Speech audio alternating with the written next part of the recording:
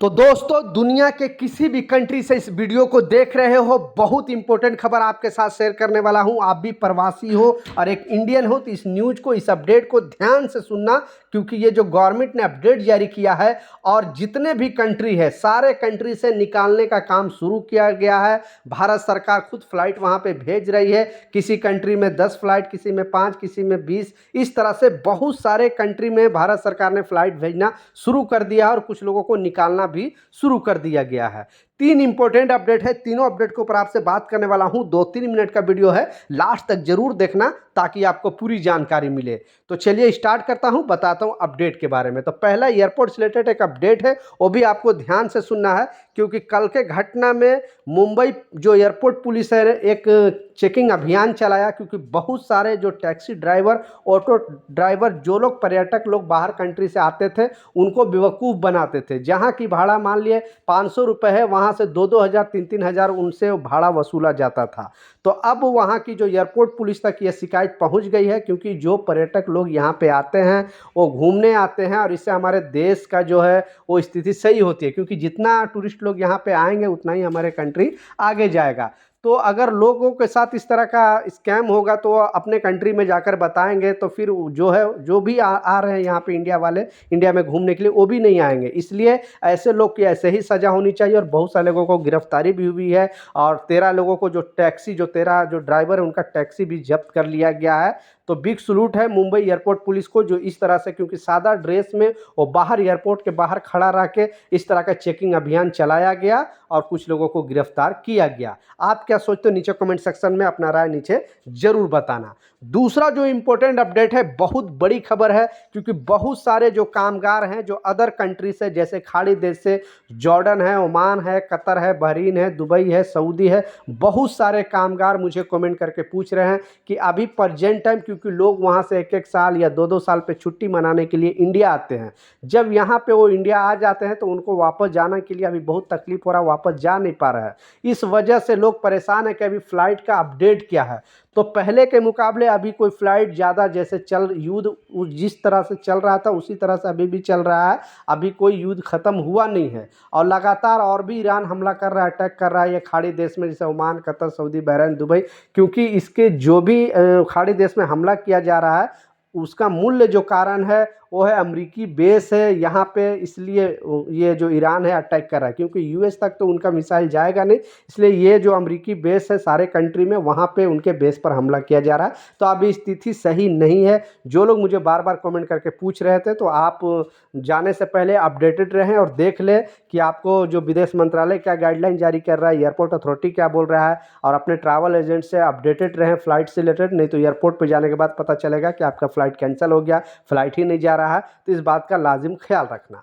Last जो सबसे important update है और बहुत बड़ी खबर सामने आ रही है, इस खबर में जो बताया जा रहा है आपने बिल्कुल सच पढ़ा, क्योंकि ऐसे बहुत सारे जो कंपनी है, जैसे ओमान की बात कर लूँ, सऊदी की बात कर लूँ, कतर, बहरीन, जितने भी ये जीसीसी की कंट्री है, सारे कंट्री में मतलब बहुत बड़ा प्रॉब्लम चल रहा है। और हमारे लगभग 1 करोड़ से ज़्यादा भारतीय यहाँ पे लगभग मतलब जो डेटा दिया गया विदेश मंत्रालय द्वारा 4.3 मिलियन तो यूएई के अंदर ही काम कर रहे हैं हमारे कामगार भाई, मतलब 43 लाख। उसके बाद 26 लाख सऊदी के अंदर है, 10 लाख कुवैत के अंदर है, 7 लाख कतर के अंदर है, उसकी तरह ओमान के अंदर 5.5 लाख है, बहरीन के अंदर 3.5 लाख है।